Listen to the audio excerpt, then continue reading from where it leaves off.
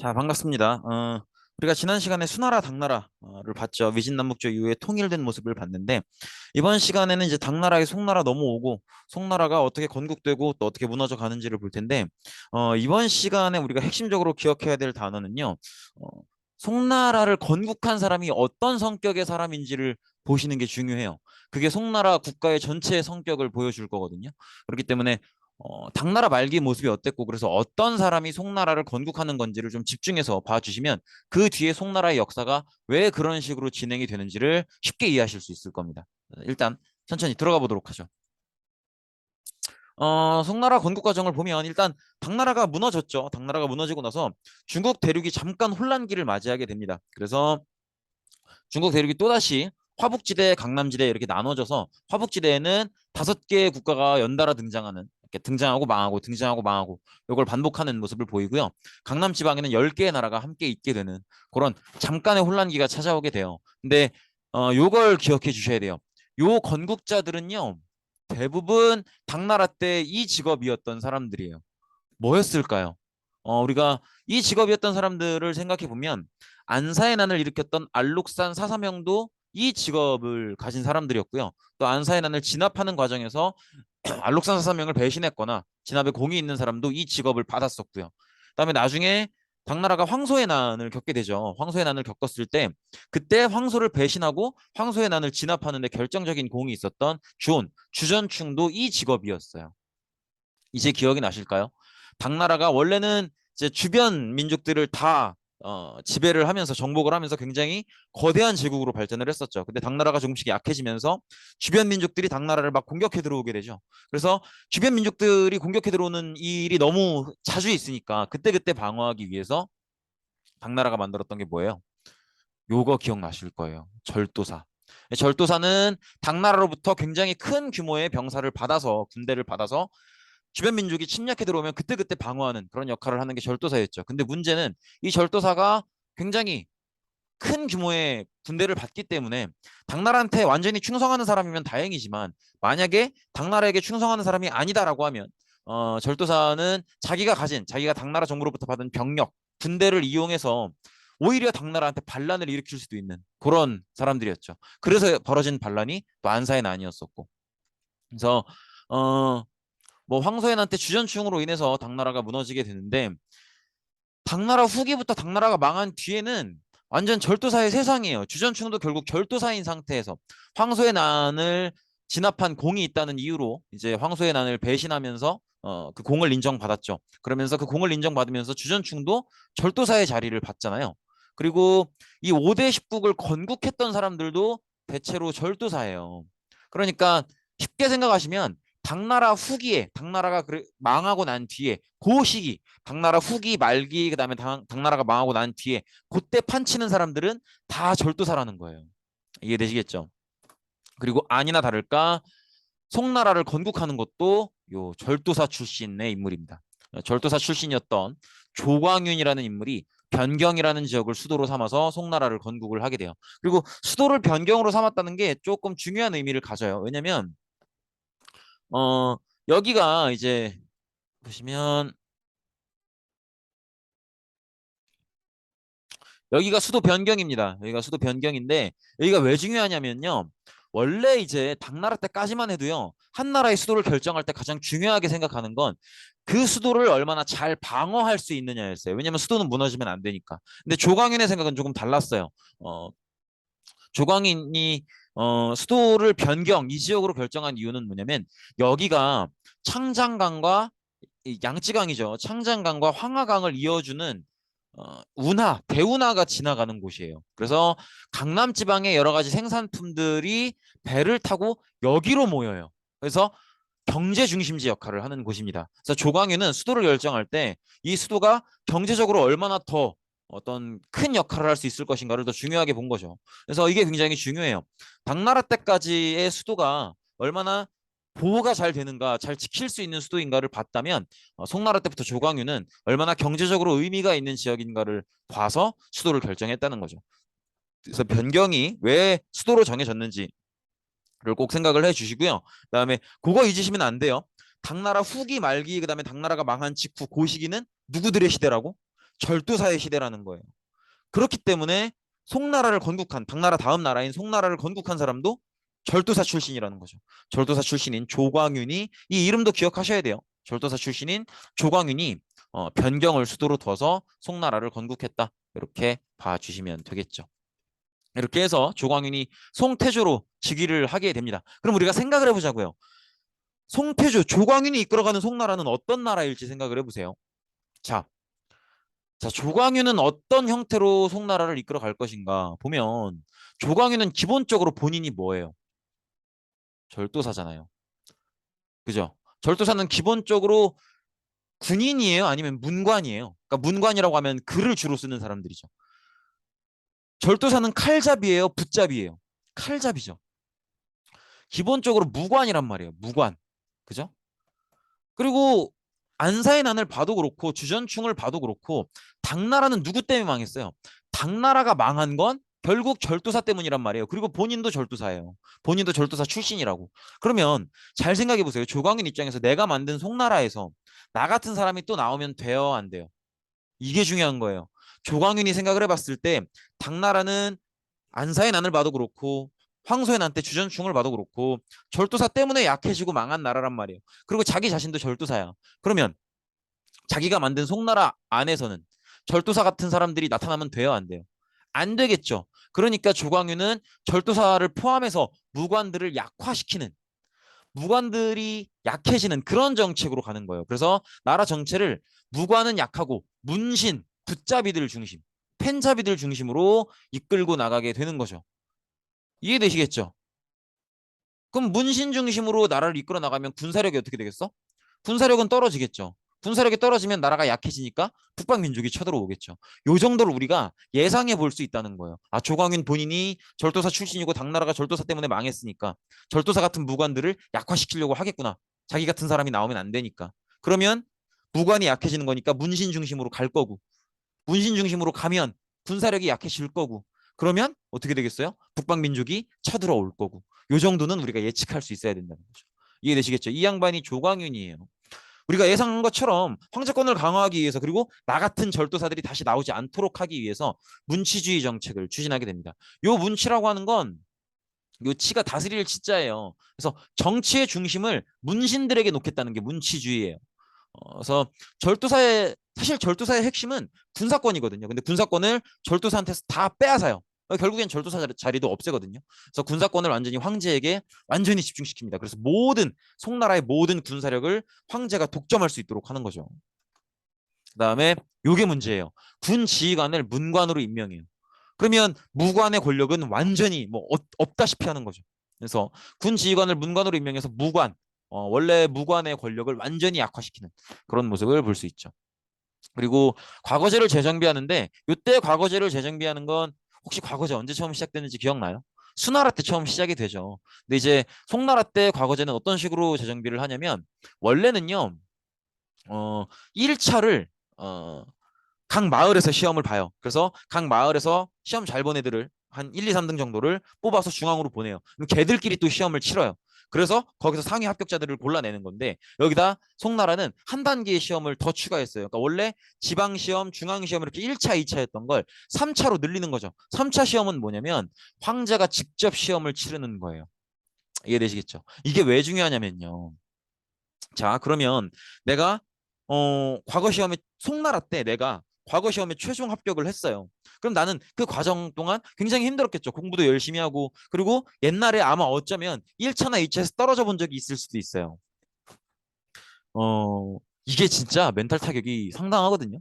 어떤 시험에 몇 단계 거치는 시험인데 1단계, 2단계 붙고 최종에서 떨어진다. 이거 진짜 막 장난 아니에요. 정신적인 타격이. 근데 어쨌든 그런 경험이 있을 수도 있겠죠. 내가 최종 합격자라면 예전에.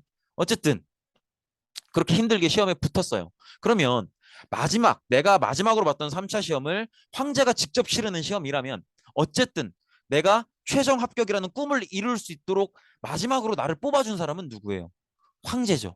그러면 나는 내가 잘해서 붙은 거기도 하지만 결국 나를 뽑아준, 내가 잘한다는 걸 인정해준 사람은 누구예요? 황제죠. 황제. 그죠? 그렇기 때문에 이때 뽑힌 사람들은 뭘 갖게 되는 거예요? 내가 잘한 것도 있지만 결국 황제가 나를 뽑아준 거니까 어마어마한 감사함을 갖게 되는 거죠. 그래서 충성심을 유도하기 위해서. 충성심을 유도하면 뭐가 강해지겠어요? 왕권이 강화되겠죠. 황제권이. 요걸 노리는 거죠. 그래서 요런 과거제도 정비를 했었다. 그래서 이렇게 과거제를 통해서 새로운 신분, 사대부라고 하는 새로운 사람들이 등장을 하게 됩니다. 그래서 이 사람들이 과거 합격자로 이루어진 지배층이 새롭게 등장을 하게 되는 거죠.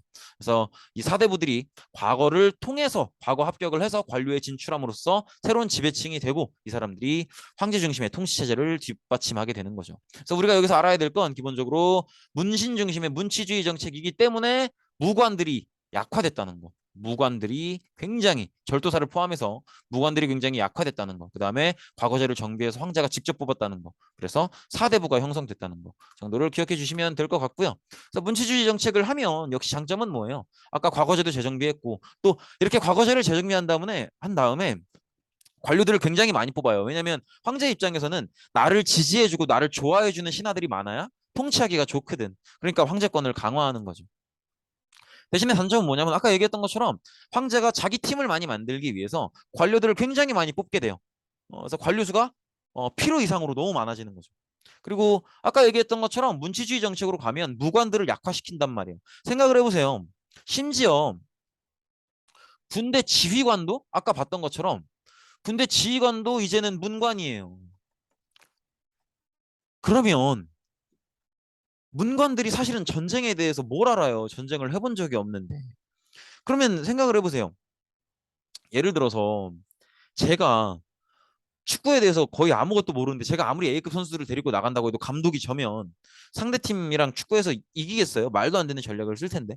이해되시겠죠? 그러니까 전장에 대해서, 전쟁터에 대해서, 전쟁이 어떻게 이루어지는지에 대해서 아무것도 모르는 사람들이 지휘관을 하고 있는 거예요. 무관, 원래 전문가들인 무관은 권력이 땅에 떨어져 있고. 그러면 어떤 상대를 싸우든 어떤 상대를 맞서 싸우든 이길 수가 없죠. 전쟁에 대해서 아무것도 모르는 사람이 모든 책임을 지고 지휘를 하고 있는데 그 전쟁에서 어떻게 이겨요? 그러니까 군사력이 약해질 수밖에 없는 거죠. 아까 이미 예상을 했던 거죠.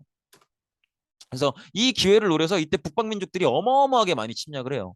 그래서 요 지금 어, 괄호 안에 있는 게 민족 이름이고요. 요게 나라 이름이에요. 그래서 거란족이 요 나라를 세워서 침략해 들어오고요. 그다음에 여진족이 금나라를 세워서 또 탕구트족이 서하를 세워서 계속 이렇게 송나라를 쳐들어와요. 그러니까 송나라가 북방민족의 공격을 유달리 많이 받은 게 우연의 일치가 아니라는 거죠. 송나라가 문치주의 정책을 했고 문신 중심으로 국가를 운영했고 무관들이 약해졌으니까 그 틈을 타서 그 기회를 노려서 이렇게 침략을 해 들어오는 거예요.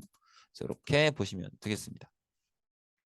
어, 송나라 입장에서는 이들과 전투를 할 때 아직 국가가 멸망한 건 아니지만 대부분의 전투에서 졌어요. 당연하죠. 어, 북방민족들은 말 타고 다니는 애들이기 때문에 싸움을 정말 잘해요. 그래서 송나라가 아무리 많은 병력을 보내도 지휘관이 일단 전장을 잘 모르는 문관들이고 그다음에 상대는 말 타고 다니는 북방민족이기 때문에 싸우기가 힘들어요. 거의 진단 말이에요. 송나라는 어느 시점에선가는 이제 북방민족이 쳐들어오면 그 약간 싸워서 이기는 걸 포기해요. 그리고 뭐라고 얘기를 하냐면 우리가 너네 돈도 주고 먹을 거 줄 테니까 제발 그만 침략해라 이렇게 얘기를 해요. 그러니까 뭐랄까 삥을 갖다 바치는 거죠. 그래서 이런 북방민족들이랑 어차피 싸워야 지니까 그냥 돈을 주는 거예요. 그래서 이들과 평화 관계를 유지하기 위해서 많은 양의 은과 비단을 보내야 됐다. 그러니까 삥을 뜯기는 거죠. 더구나 아까 얘기했다시피 과거 시험을 재정비하면서 굉장히 많은 관료들을 뽑았다 그랬잖아요. 필요 이상으로 관료를 많이 뽑으니까 관료를 많이 뽑으면 이 사람들 공짜로 일하는 거 아니잖아요. 월급 줘야 될 거 아니에요. 그러니까 또 월급도 많이 줘야 돼요. 그러니까 월급이 굉장히 많이 나가겠죠. 관료들을 많이 뽑아놨으니까 그 사람들 다 월급 줘야 되니까. 그래서 국가 재정 부족 문제가 굉장히 심각해져요. 그래서 송나라는 문제가 돈이 없다는 거예요. 정부 재정이 너무 부족해요. 왜냐하면 지금 여기 나오는 거죠. 우리가 그동안 봤던 것처럼 과거제를 재정비하면서 관료를 너무 많이 뽑았기 때문에 얘들 월급이 너무 많이 들어가고요. 그죠? 이게 지금 그 얘기죠. 이 인건비라고 하는 게 월급 얘기하는 거예요. 그다음에 군사력이 약화됐잖아요. 사실 군사력이 약해진 진짜 문제는 지휘관을 문관으로 두기 때문인데 그래도 송나라 정부 입장에서는 옛날 당나라가 왜 망했는지를 아니까 무관들에게 힘을 주기가 싫은 거예요. 그래서 지휘관을 무관으로 다시 바꾸는 건 안 하고 그냥 군사력만 계속 늘리는 거예요. 근데 이 군사도 지금 우리나라처럼 의무로 이렇게 불러들이는 게 아니에요. 병사들을 월급을 줘가면서 모병제로 쓴단 말이에요. 모집해서. 그러니까 병사가 되고 싶은 사람만 월급을 받아가면서 병사 생활을 하는 거예요. 그러면 얘들한테도 월급을 줘야겠죠. 그러면 관료들 월급 줘야 돼. 그다음에 병사들도 월급을 줘야 돼. 근데 또 싸움에서 자꾸 지니까 얘들만 잔뜩 뽑는 거예요. 병사들만. 지휘관을 바꿀 생각을 안 하고. 그러면 인건비가 또 당연히 늘어날 수밖에 없겠죠. 이런 모습들. 그다음에 또 주변 유목민족들, 북방민족들한테 또 삥 뜯겨야 돼. 이러니까 재정이 부족할 수밖에 없는 거죠. 자, 그러면 송나라의 문제는 확실해졌어요. 뭐가 문제예요? 송나라 문제. 재정이 부족하다는 거죠. 그러면 문제가 분명해졌으면 그 다음엔 뭘 해야 돼? 그 다음엔 문제가 분명해졌으니까 해결을 해야겠죠. 문제가 분명해졌다면 해결을 해야 될 거예요.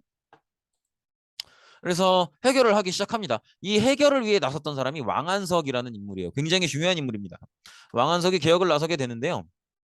당연히 이 개혁의 목적은 송의 문제를 해결하는 거죠. 어떤 문제? 재정이 부족한 문제. 돈이 없는 문제를 해결하기 위해서 왕안석이 송나라가 뭐가 문제인지, 그러니까 돈이 없는 게 문제죠. 그다음에 돈이 왜 없는지 이런 자기가 생각하는 내용들을 쫙 써요. 그 글이 만원서예요. 이 만원서를 쫙 쓴 다음에 송나라 당시 황제 신종에게 제출을 합니다. 그래서 개혁을 시도하게 돼요. 이 사람이 왕안석이에요. 나라에 돈이 없지 않습니까? 이러면서 이 만원서라는 글을 제출해서 개혁을 시도하게 되는데 이게 이제 만원서라고 합니다.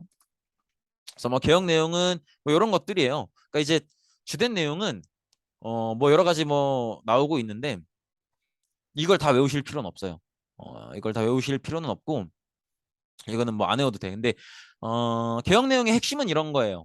세금을 낮출 수는 없다는 거예요. 세금은 그대로 걷는데 어쩔 수 없다.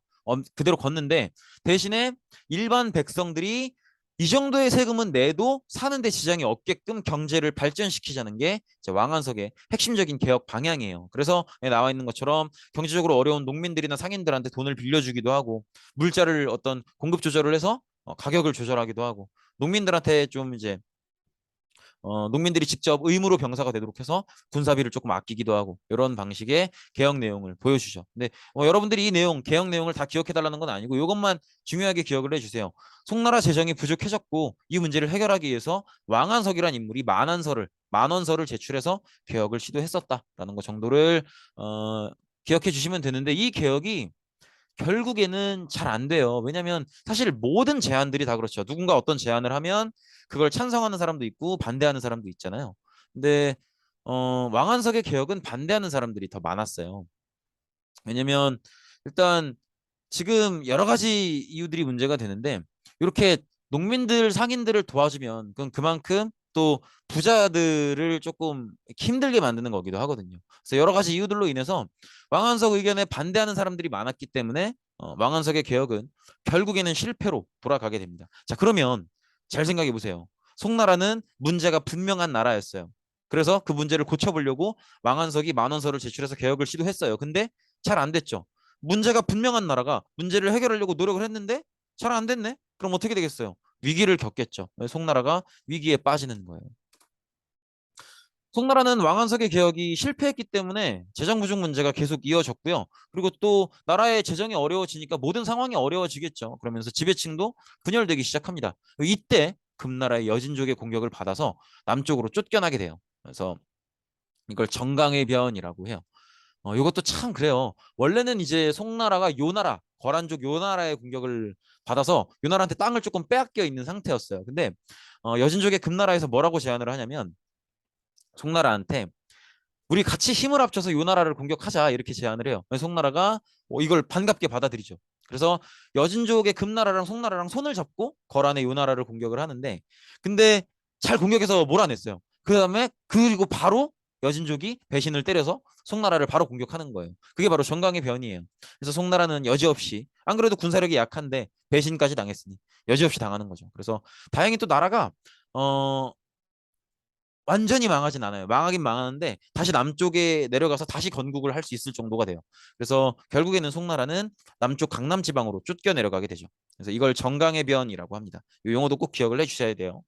PPT의 노란색 글씨들은 아시죠? 다 기억하셔야 된다는 거. 그래서 송나라가 이렇게 금나라한테 쫓겨서 남쪽으로 내려간 그 시점부터를 송나라가 남쪽에 있다. 그래서 남송이라고 하고요. 이때 수도도 여전히 경제를 중시해서 이만 지금의 항저우라는 곳에 수도를 정하게 됩니다. 여기 오메 잠시만요.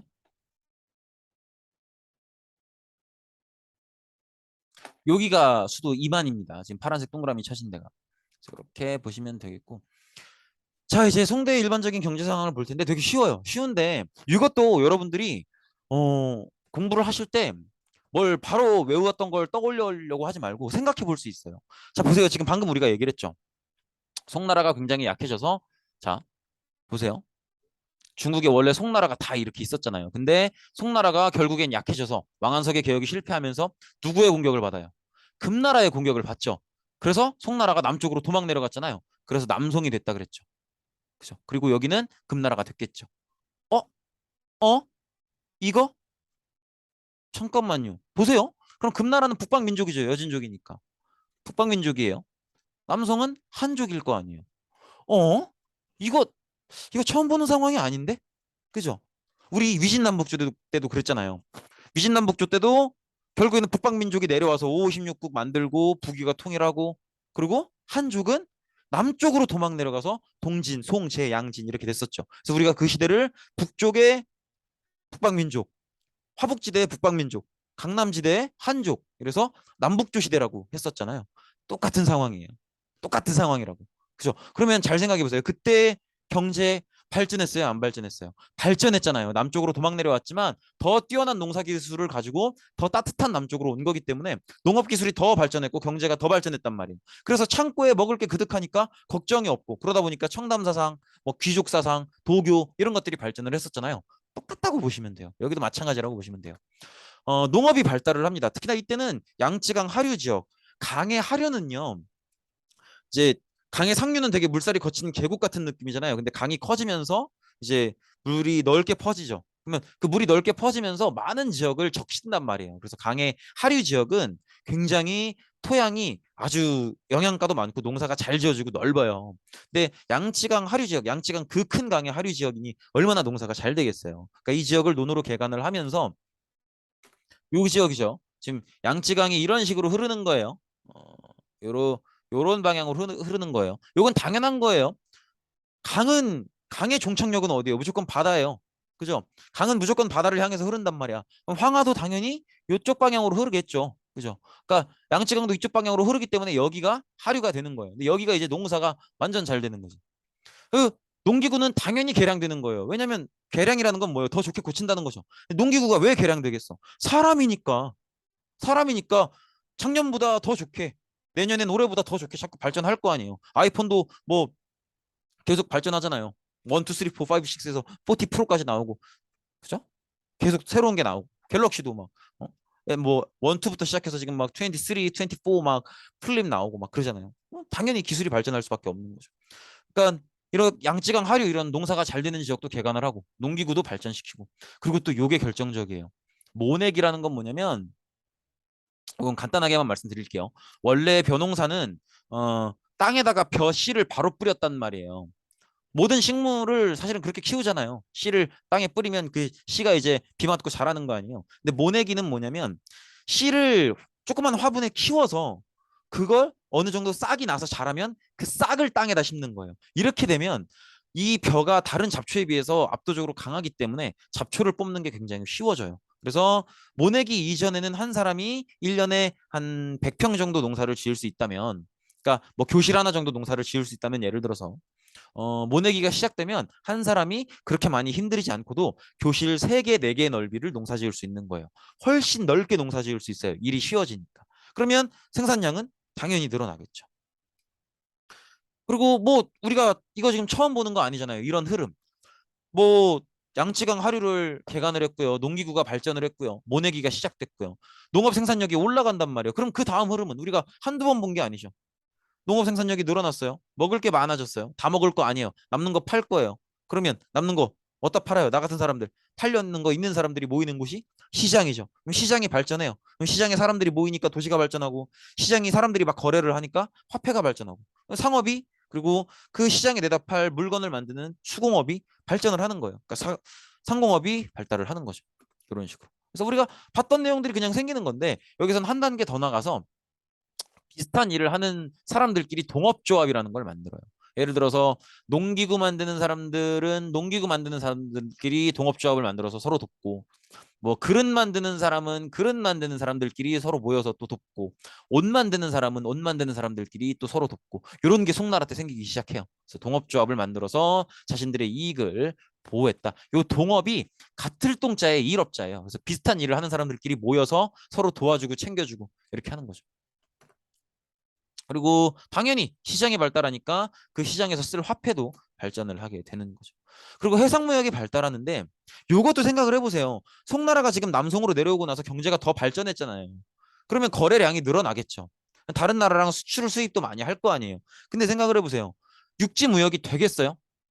중국이 이렇게 있잖아. 그러면 남송이잖아요. 그죠? 여기가 금나라라고. 그러면 육지로 나가서 수출 무역을 하려면 이렇게 가야 되는데 금나라한테 막혀 있잖아요. 그죠? 그러면 육지는 못 쓰는 거야. 그럼 옛날에 썼던 비단길이나 이런 거 다 안 되는 거예요. 그러면 어떻게, 무역은 하고 싶은데 육지길은 금나라한테 막혀 있어.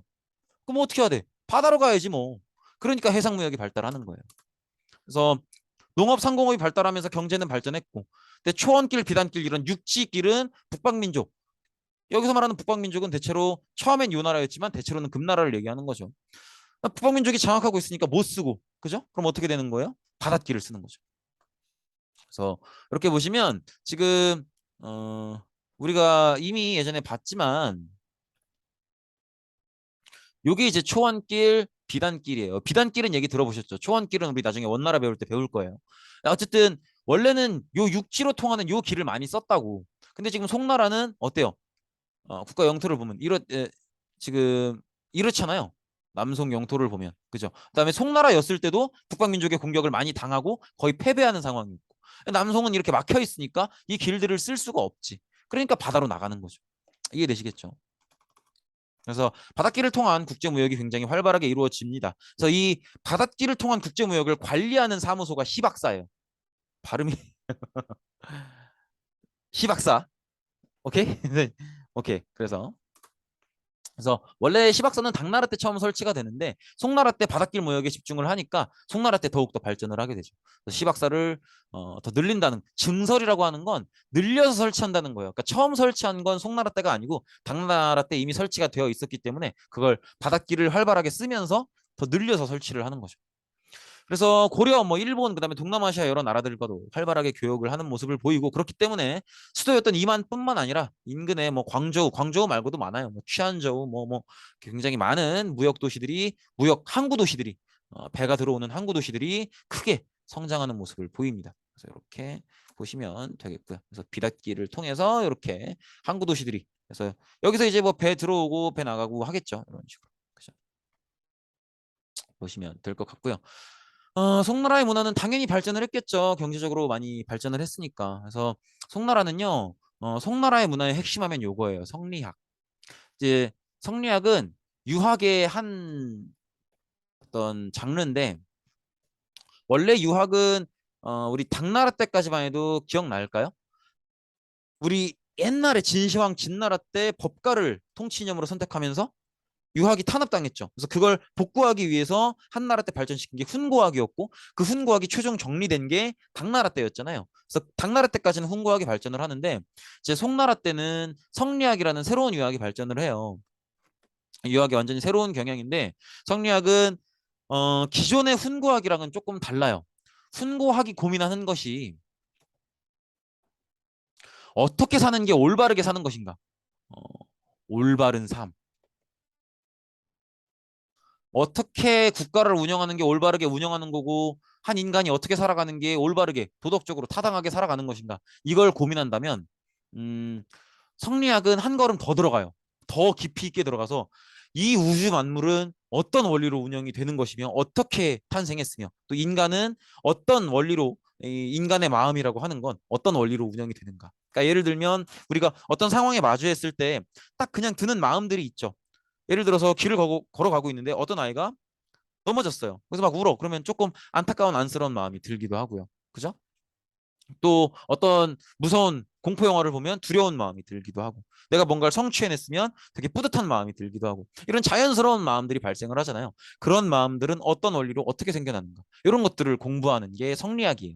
그래서 성리학은 좀 더 깊이 있는 연구를 하는데 이것도 왜 송나라 때 하필 새로운 성리학이라는 조류가 나타났는가를 생각을 해보셔야 되는 게 자, 한나라랜다. 이 한족들은요, 송나라를 구성하고 있는 한족들은요, 북방민족보다 자신들의 문화가 훨씬 우월하다고 생각을 한단 말이에요.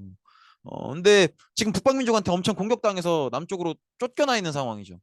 굉장히 크게 패배해서. 그러면 전투 전쟁에서는 북방민족한테 패배했어요. 하지만 정신 승리라도 하고 싶은 거예요. 그러니까 성리학이라는 새로운 유학을 만들어서 우리가 너네들보다는 군사력이나 전투력은 약할지 몰라도 우리 어떤 철학적인 수준은 너네보다 훨씬 높다라는 걸 억지로라도 얘기하기 위해서 어떤 정신 승리를 하기 위해서 이렇게 더 새로운 유학, 더 깊이 있는 유학을 들고 오는 거죠. 그래서 그게 성리학이에요. 그리고 이 성리학을 정리했던 사람이 최종 정리, 총정리했던 사람이 주희고요. 이 주희를 존경하는 의미에서 주자라고 부르는 거예요. 이렇게 보시면 되고 이분이 주희입니다. 그래서 이 주위의 성리학이 송의 정치 이념으로 자리 잡게 되고 나중에 한반도, 일본에도 영향을 끼치는데 특히나 조선, 우리나라의 조선에는 결정적인 영향을 끼치게 됩니다. 그리고 어쨌든 경제가 많이 발전을 했기 때문에 뭐 여러 가지 일반 서민들, 보통 사람들의 어떤 생활 수준이 올라가면서 도시를 중심으로 서민 문화도 많이 발전을 해요. 그래서 이렇게 시장에 나가 보면은 막 연극하고 공연하고 이런 사람들도 많이 보이고, 그다음에 뭐 이렇게 일반 서민들이 읽을 수 있는 소설이나 희곡이면 연극 대본을 얘기하는 거죠. 그래서 이런 것들도 많이 유행을 하고, 그래서 일반 서민들이 즐길 수 있는 그런 모습들도 많이 보인다. 그런 것들을 볼 수가 있죠. 그다음에 송나라의 과학이 좀 중요한데요. 이때는 전 인류에게 큰 영향을 끼친 발명품들이 송나라 때 많이 나와요. 그래서 이런 것들, 화약의 제조 기술이 굉장히 향상이 되고요. 그래서 화약이 만들어지면 뭐가 좋아요? 상대를 멀리서 공격할 수 있죠. 내가 공격받지 않을 거리에서도 상대를 공격할 수가 있죠. 그래서 대포, 총 이런 것들이 만들어지기 시작하죠. 근데 송나라에선 대포까지만 만들어졌고, 요 송나라의 화약 기술이 서양으로 건너가면서 총까지도 만들어지는 거죠. 그다음에 책을 많이 편찬하게 되면서 이렇게 인쇄술도 발달을 하게 됩니다. 그래서 책의 내용을 이렇게 금속 판에 새겨서 여기다가 이제 잉크만 바르면 쫙쫙쫙 이렇게 새로운 책들을 찍어낼 수 있도록 이렇게 인쇄술도 발달을 하고요. 그다음에 나침반. 나침반 하면 여러분들 뭔지 아시죠? 그래서 나침반만 들고 있으면 먼 바다를 나가면 주변에 물밖에 없잖아요. 내 방향이나 내 어떤 길을 알 수 있는 방법이 없다고. 그때 나침반을 들고 있으면 최소한 어디가 북쪽인지는 알 수 있죠. 이런 게 나침반이죠. 그래서 나침반이 송나라 때 처음 개발이 됩니다. 그래서 송나라 때 나침반은 이런 모습이었다고 해요. 조금 특이하게 생겼죠. 어쨌든 이렇게 나침반도 개발이 된다. 그래서 화약, 인쇄술, 나침반 이런 인류 전체 역사에 굉장히 큰 영향을 끼친 그런 발명품들이 송나라 때 많이 개발이 되기 때문에 이 과학은 꼭 기억을 해두셔야 되겠습니다. 네. 그래서 이런 나침반을 통해서 또 해상무역 발달에 영향을 끼쳤다는 거. 왜냐하면 나침반을 들고 있으면 더 먼 바다로 나아갈 수 있기 때문에 더 멀리 있는 나라들과도 더 활발하게 교역을 할 수 있겠죠. 이렇게 보시면 되겠고요. 네, 고생 많으셨습니다. 여기까지입니다.